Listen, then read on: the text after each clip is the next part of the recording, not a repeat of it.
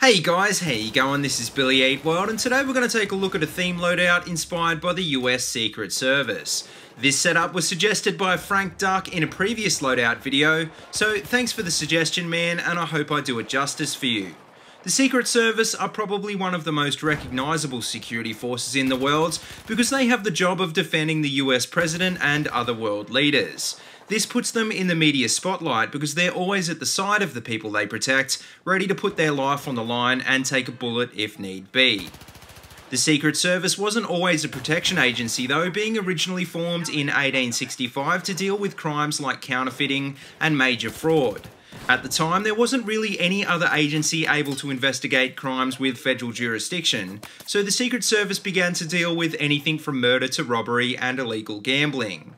After the assassination of President William McKinley in 1901, the Secret Service was also given the role of protecting the President of the United States. This role has expanded in the last century to now include protection of the Vice President and visiting foreign leaders, as well as their immediate families. In 2003, the Secret Service became part of the Department of Homeland Security to reflect the agency's focus on providing protection. Many people don't realise the Secret Service still plays a major role in dealing with financial crime though, but this has clearly been overshadowed by their security role. Although we can only see a small percentage of Secret Service agents in what they call the kill zone around the President, they actually employ over 6,750 personnel. Being chosen for the President's personal security detail is one of the highest honours though, and these personnel are hand-picked from only the very best the Secret Service has to offer. But anyway, as for my loadout, as well as their trademark earpiece and sunglasses, the Secret Service are well known for using the FN57 and P90. They also use weapons like the MP5 and Remington 870, but we're going to stick to the FN weapons because they're definitely the most recognisable. On the P90 I'm running with the RDS sight standard barrel and laser light combo, and on the 5.7 I'm running with no attachments at all. I was a bit worried about running these guns without suppressors, but I thought what the hell, I'll just stick with the original suggestion and see how I go. As for the rest of my loadout, well, as you can imagine, the Secret Service don't use a lot of explosives, which rules out most of the engineer gadgets. I am using the decoy though, which is honestly pretty useless, but that being said, it does fit with the theme better than pretty much everything else.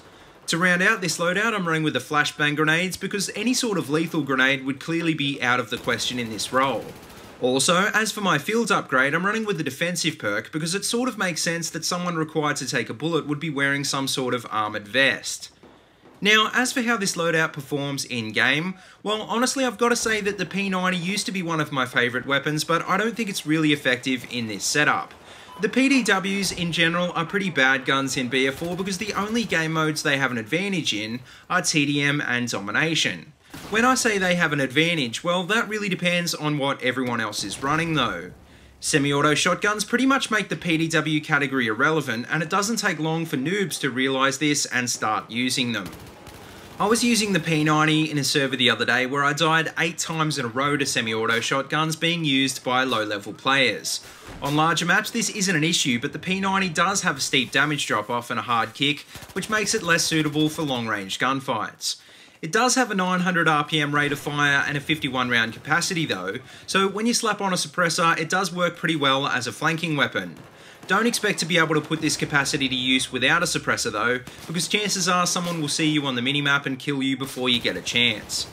All in all though, I'd say if you haven't tried out the P90 and you like the sound of this loadout, then definitely give it a go.